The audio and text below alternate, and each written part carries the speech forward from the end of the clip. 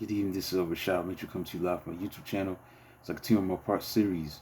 The week that was college football season review the 1976 college football season. This on tonight is going to be all about the bowl games from 1976, the major bowl games that took place. Then I'm going to get into some other stuff, stats and things of that nature. So buckle up. Here it is. I'm gonna start with the Tangerine Bowl from December 18th, 1976, where Oklahoma State beat Brigham Young 49-21. This is a rematch of 1974 Fiesta Bowl that was won by the Cowboys of Oklahoma State. Its tailback Terry Miller rushed for 173 yards and 4 touchdowns. Oklahoma State forced 5 turnovers on defense. Miller led ground game that churned up 375 yards to BYU's 46 yards. Cougars behind quarterback Gifford Nielsen one aerial gain 209 yards to 27 yards, but excuse me, Nielsen 4 interceptions did not help, especially one return 36 yards by Okie State by defensive tackle Chris Dawson that opened scoring. Brigham Young answered Dawson's touchdown with 1 yard touchdown run by fullback Todd Christensen. Oklahoma State took a lead for good on scoring runs of 1 yard by quarterback Charlie Weatherby and 3 yards by Miller. Nielsen then threw his only touchdown of the game, 27-yard pass to tight end Todd Thompson, as the Cougars stayed within striking distance as 21-14. At 21-14, it was Miller time. Miller raced 78 yards for touchdown to close first half. Although Brigham Young fullback Dave Lowry took second half kickoff 102 yards to pull the Cougars within 7 points again, the Cowboys ran all 3 touchdowns in the third quarter, 2 coming from Fabulous Miller. Next, the Liberty Bowl, Alabama beat UCLA 36-6. Crimson Tide of Alabama won its 6th straight bowl game with ease, posting the largest margin to date in 18-year Liberty Bowl history. Alabama Crimson Tide blew game opening early with a 17-point first quarter, including a 44-yard interception to return for a touchdown by linebacker Barry Cross. Had 10 solo tackles and 8 assists. In the second quarter, halfback Tony Nathan, 67-yard rushing fake run, then downfield pass before throwing to wide open quarterback Jack O'Rear for back-breaking 20-yard touchdown. The Bruins of UCLA topped Alabama in offense 380-372, but were awful once they smelled tied end zone. Despite entering the game with 35 points per game average, Krause had something to do with that as he keyed 2 goal line stands, and including goal line stand, he finished with 4th down tackle. The Bruins had 4 turnovers to none by Alabama. Bruins fullback Deotis Brown was game high rusher with 102 yards, including 61 yards on a powerful 4-quarter touchdown run. In the Fiesta Bowl on Christmas Day, December 25th, Oklahoma beat Wyoming 41-7. Now, Wyoming had absolutely no answer for Oklahoma team desirous of return to playing on New Year's Day in 1977. The Sooners could have left their punt unit back home in Norman as they were not needed at all. Oklahoma rushed for 450 yards with 16 backs getting a piece of action.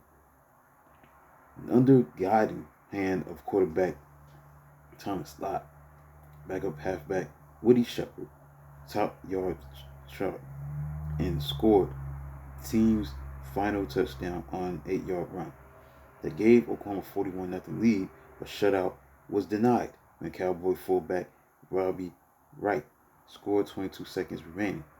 Starting Oklahoma halfback Elvis Peacock rushed for 77 yards and 2 touchdowns.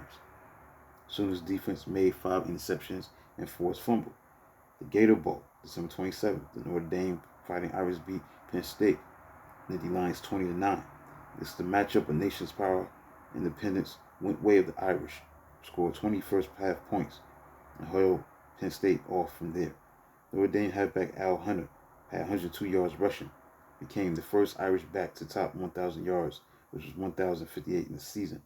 Stamped his name on first half, where he gained 76 yards and scored 2 touchdowns. The Lions had gotten off to a good start with 55-yard drives to kicker Tony Capozali, 26-yard field goal. Halfback Terry Urick quickly got Notre Dame going with 65-yard return of ensuing kickoff. Quarterback Rick Slater then moved offense to first and 2 short touchdown runs by Hunter for a 7-3 lead. The Irish scored 3 more times in the second quarter, twice on 23-yard field goals by kicker Dave Reeve. Now, Penn State improved his play in the second half, but Lions rally was snuffed by Notre Dame defense that picked off quarterback Chuck Facina twice in the fourth quarter. Facina reached end zone on an 8-yard pass to fullback Matt Suey. As usual, tailback tight end Ken McAfee was Slager's favorite target, while Penn State wide receiver Jimmy Cephalo caught 5 passes for 60 yards. Next in the Peach Bowl, Kentucky beat North Carolina 21-0 with huge support of Wildcat fans that flocked to Atlanta after 25-year bowl absence. The Kentucky Wildcats rallied Tar Heels in the second half as fullback Rod Stewart rushed for 104 yards and a touchdown, 3 touchdowns, and Wildcats defense surrendered only 108 yards and 5 first downs. Teams combined for scoreless first half before Cats converted fumble by Carolina quarterback Matt Kubek on the 21-yard line into Stewart's 1-yard touchdown run early in the third quarter. Kentucky added 10 touchdown drives of 57 yards, 47 yards in fourth quarter to finish off fading Tar Heels.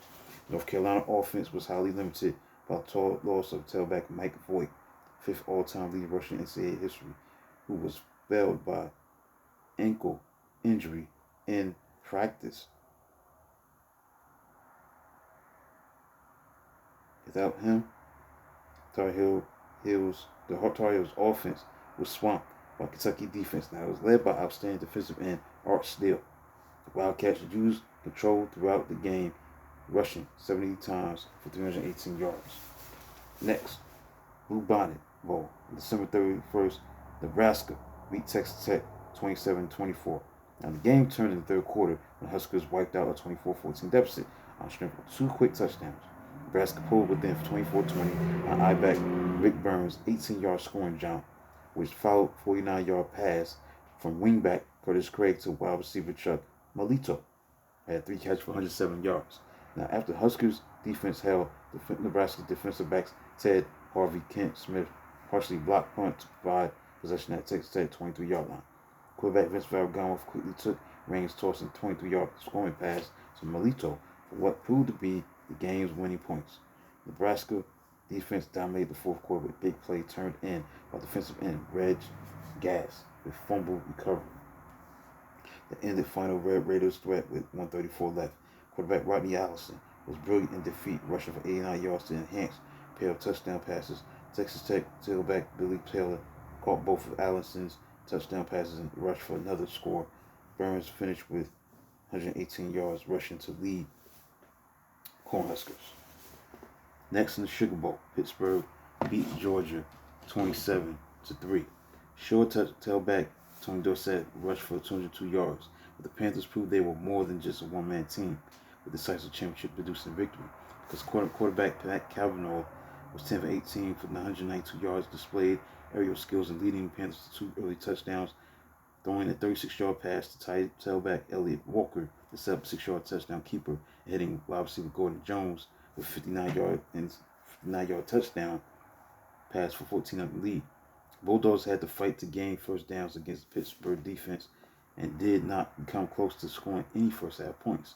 The Panthers of Pittsburgh linebacker Jim Kramer set up third touchdown with interception that started a 67-yard drive. Tony Dorsett, who broke free for a 22-yard run, scored from 11 yards out for a 21-0 lead. Georgia was just about done at that point, scoring its only points on a 25-yard field goal by kicker Alan Leavitt after taking advantage of Pitt fumble.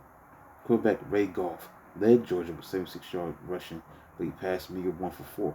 Throwing specialist quarterback Matt Robinson couldn't rally Bulldogs as teams' passing stats were awful: 3 for 22, 46 yards, and 4 interceptions. As Georgia coach Vince Dooley confirmed after the game, my hat's off to them. They proved today they are the best team in the country. Cotton Bowl. Houston beat Maryland 30-21 as the Cougars came out flying against Maryland, jumping to a 21-0 lead in the first quarter despite losing fumble on first possession. The missed field goal by Terps quarterback Danny Davis marshaled Houston's veer attack 80 yards to fullback Darryl Thomas, 11-yard touchdown run. Cougars cornerback Mark Moore set up next 2 touchdowns with block punt and fumble recovery, both occurring in Maryland territory. Houston running back Alois Blackwell scored twice for 21-0 edge, his second score coming from 33 yards out. Quarterback Mark Manges finally put Maryland on board with a 6-yard touchdown run. Houston matched that with a 33-yard scoring pass to wide receiver Don Bass, took his cap 37-yard drive. Although trailing 27-7 at halftime, Terps had one thing in their favor. Houston propensity to drop the ball. Now, Houston lost player of fumbles that were translated to Maryland touchdowns to trim margin to early 21-15 with time elapsing. Davis marched Cougars 81 yards with Tatum Thomas converting 4th and 1 with a 32-yard run. The set up clinching 28-yard field goal by kicker Leonard Copeland. Early in the vital drive, Davis shook off 5 defenders to complete key third down pass as Blackwell rushed for 149 yards. Thomas for 104 yards as Cougars surprisingly shredded the nation's second best rushing defense for 428 yards. In the Rose Bowl, Southern California beat Michigan 14-6. Teams were evenly matched except for Trojan's solid passing game. Southern California quarterback Vince Evans was the difference maker in leading 2 touchdown drives. Wolverines drew first blood on a 1-yard touchdown run by Rob Lytle in the second quarter, but could not muster power thereafter against USC's stingy defense. Troy defensive tackle Walt Underwood block of extra point after Lytle's touchdown allowed Trojans to take a 7-6 edge later in the second quarter on a 1-yard run by Evans on 4th down rollout. With tailback Ricky Bell out of the game in the first quarter with concussion, super sub tailback Charles White ran for 32 carries, 114 yards. Wolverines nation's offensive leader with 448 yards average were hard pressed to move, as Michigan quarterback Rick Leach completed only 4 for 12 for 76 yards and was harassed all day by linebacker Rob Martin, who forced 2 fumbles and added 4th down sack. Leach hit 32-yard pass to wide wingback Jim Smith early in the 4th quarter as Michigan moved to the Trojans' 30-yard line, but lost ball line downs as Trojans linebacker Eric Williams and defensive tackle Gary Jeter made tackles for losses. The Wolverines, who finished with 231 yards, had final drive in on downs at USC 17-yard line. Southern California added an insurance touchdown on a 7 yards run by White that was late in the 4th quarter to cap a 58-yard drive that featured Evans' 27-yard pass to wide receiver Randy Simran. USC coach John Robinson won first Rose Bowl as head coach, and USC propelled its impressive all-time Rose Bowl record to 15-6. Next in the Orange Bowl, Ohio State beat Colorado 27-10. The Buffaloes returned to Orange Bowl for the first time since 1961, but found little joy in the visit because Colorado started fast with 10-0 lead, but Ohio State Buckeyes turned it to his bench for changing sub quarterback Rod Gerald, former starter who missed 4 games with back injury, came to ignite the Buckeyes' attack for 81 yards rushing. Ohio State ground out 271 yards, twice as many as Colorado's 134 yards. On his first play, Gerald dashed 17 yards and Buckeyes took off from there. Ohio State took lead at the end of first half. His fullback Pete Johnson capped a 99-yard drive with a 3-yard touchdown run, his 58th career touchdown. By then, the Buckeyes defense was controlling field position, with help from booming kickoffs and punts by kicker punter Tom Scaladini, who had 2 field goals after throwing first quarter touchdown pass of 11 yards to wingback Emery Moorhead. Quarterback Jeff Napple could not rally the Buffs, and game marked return of housing agreement with Big 8 Conference after 11-year absence. Finally, in the Sun Bowl, January 2nd, Texas A&M beat Florida 37-14, while Aggies offense gained 365 behind 124 yards rushing by fullback George Woodard. More impressive unit for Texas A&M was the defense that shut out prolific Gators in the first half. By game's end, A&M had held Florida to 172 yards rushing and 53 yards passing. Florida trailed 24-0 by the time wide receiver Wes Chandler scored on a 29-yard run in the 3rd quarter. Texas A&M answered with a 4-yard touchdown run by Woodard, his second score. Later, Woodard had a touchdown on a 15-yard pass from quarterback David Walker. Just as impressive was Aggies' kicking game as in the 2nd quarter, kicker Tony Drinklin booted all bowl record 62-yard field goal with plenty of distance to spare. Halfback Larry Brinson was useful to Florida with 10 carries, 64 yards rushing. So that includes a look at the bowl season from 1976. Let's look at the AP poll. Final AP poll for January 4th. Number 20 was Mississippi State, 19 Iowa State, 18 Kentucky, 17 Rutgers, 16 Colorado, 15 UCLA, 14 Oklahoma State, 13 Texas Tech, 12 Notre Dame, 11 Alabama. The top 10 rounded out as this: Georgia number 10, 9 Nebraska, 8 Maryland, number 7 Texas A&M, 6 Ohio State, 5 Oklahoma, 4 Houston, 3 Michigan, Southern California was 2, and number 1 was Pittsburgh. Once again, Georgia number 10, 9 Nebraska, 8 Maryland, 7 Texas A&M, 6 Ohio State, 5 Oklahoma State, number 4 was Houston, number 3 Michigan, and number 2 Southern California, and number 1 Pittsburgh. Let's get into the top performance formula for 1976 was Pittsburgh at number 1. The top opponents' records for 1976 was Missouri at number 1. The 1976 out-of-conference records was the Big 8. They finished at the top with a 28-7-2 record with a 7.838 winning percentage with a 3-1 bowl record. The nation's leaders and statistical leaders individually for 1976, the rushing yards was Tony Dorsett. He was number 1 with attempts, 338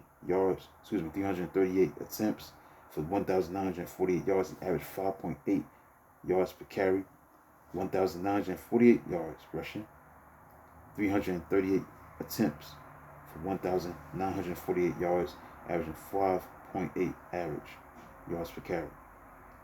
Passing yards, number 1 was Tommy Kramer of Rice. He had 269 completions on 501 attempts, 3,317 yards, and 53.7 percentage. Receiving yards, Billy Rickman of Louisiana Tech. He was number 1 with 77 catches, 1,382 yards. Let's look at the 1976 Consistent All-American team. At tight end was Ken McAfee of Notre Dame. The split end was Larry Severs, Tennessee.